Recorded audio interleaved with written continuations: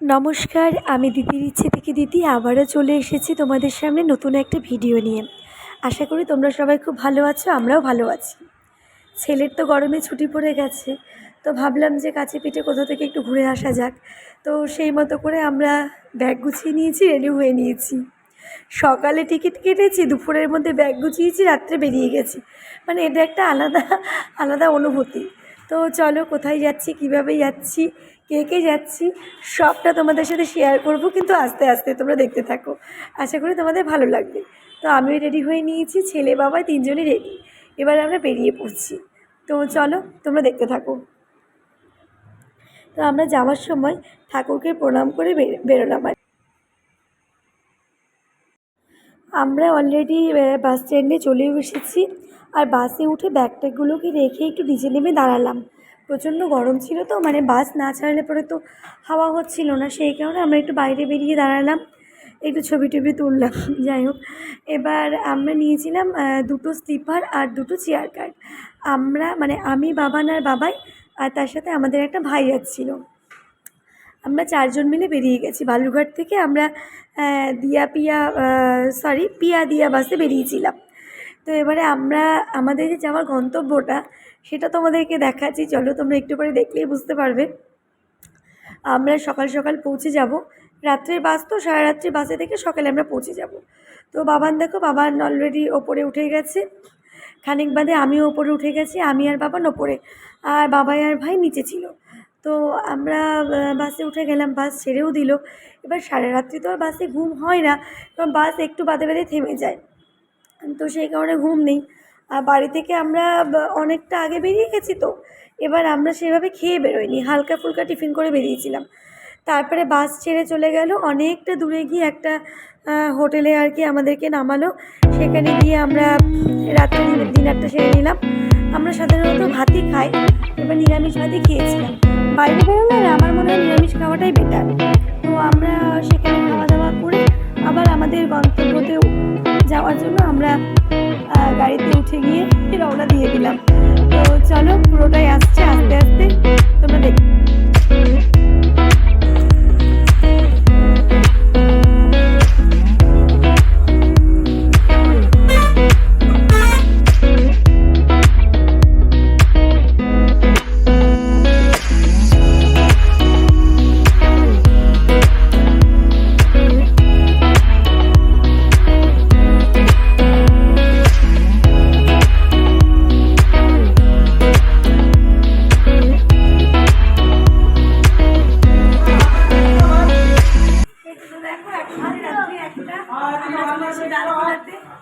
গাড়ি স্টপেজ দিয়েছে, এখানে তো খাওয়া দাওয়া হবে, তারপরে আমরা বেরোবো। তো এটা দাদাকে নিয়ে ভাত দিচ্ছে।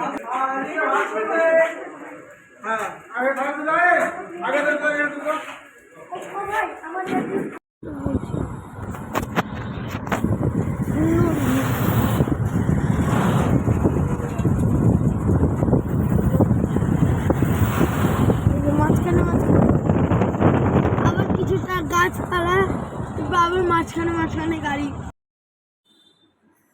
দেখো, আশা করি তোমরা হয়তো বুঝতে পারছো, ভোরের আলো ফুটে গেছে, আমরা কোন সাইডে যাচ্ছি। তো চলো তোমাদের সাথে আর ধাঁধা করে রাখবো না, বলে দিচ্ছি। আমরা গেছিলাম শিলিগুড়িতে। তো শিলিগুড়ি ছিল আমাদের গন্তব্য। তারপর আমরা শিলিগুড়ি থেকে আরও যে গন্তব্যগুলোতে পৌঁছে যাব সেগুলো কিন্তু আমরা পরে শেয়ার করব।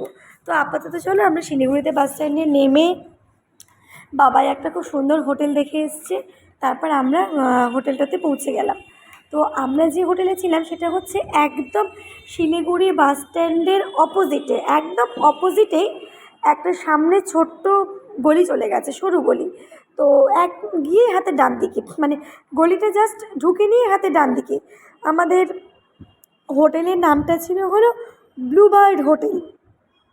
একদম শিলিগুড়ি বাস স্ট্যান্ডের অপোজিটে, রাস্তাটা এপার থেকে ওপারে গিয়েই একদমই সামনে সরু একটা গলি, তার ভেতরেই হচ্ছে হোটেলটা আমাদের, হোটেল ব্লুবার্ড। তো হোটেলটা এত পরিষ্কার ছিল যে কি বলবো, খুব সুন্দর পরিষ্কার ছিল। মানে পুরো রুম বলো, টয়লেট বলো, সবগুলো পরিষ্কার ছিল। আর পুরো হোটেলে না ওদের ব্যবস্থাটা এত সুন্দর ছিল, মানে যে বলে বোঝানো যাবে না। ও মানে 10 মিনিট বাদে বাদে ওনারা এসে খোঁজ নিচ্ছেন যে কিছু লাগবে কি লাগবে না, বা যার যে আমাদের কোনো কিছু সমস্যা হলে আমরা সাথে সাথে গিয়ে বলে ওরা সাথে সাথে সেটাকে মানে টেক করছে আর কি। খুব ভালো ছিল হোটেলে যে দুজন আর কি ছিল, ম্যানেজার দাদা ছিল, ওনাদের সাথে এতটাই ভালো রিলেশন হয়ে গেছে যে কি বলবো। তো তোমরা যদি নেক্সট টাইম যাও আর কি, তাহলে আমি ডেসক্রিপশান বক্সে ওনাদের ঠিকানা আর ফোন নাম্বারটা দিয়ে দেবো, তোমরা অবশ্যই ওই হোটেলে গিয়ে উঠো, আশা করি তোমাদের ভালো লাগবে। তো চলো আমি হোটেলের পুরো ডিটেলটা তোমাদেরকে পরে দেবো, আপাতত আমরা ছোট্ট করে তোমাদেরকে শেয়ার করে দিচ্ছি। তো আমরা তো হোটেলে পৌঁছে গেলাম, পৌঁছে গিয়ে আগে আমি চলে গেছিলাম ছাদ দেখতে, যে জামা কাপড় মেলা যাবে কি না।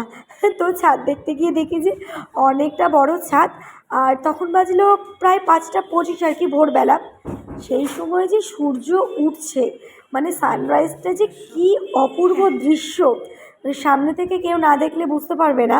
এই যে দেখো এত অপূর্ব দৃশ্য, মানে আমি তো পুরো সূর্যটাকে আমার হাতের মধ্যেই নিয়ে নিয়েছিলাম বলতে হয়। তো এটা কারোর সাথে শেয়ার করা যাবে না, এটা দেখলে তবেই অনুভূতি হবে। তো আমাদের বালুরঘাট থেকে শিলিগুড়ি যাত্রাটাই তোমাদের সাথে শেয়ার করা থাকলো। এরপর আবার আমরা শিলিগুড়ি থেকে ফ্রেশ হয়ে রেডি হয়ে কোথায় কি যাব নেক্সট ভিডিওতে আমি তোমাদের সাথে পুরোটা শেয়ার করব। তো তোমরা সবাই ভালো থেকো।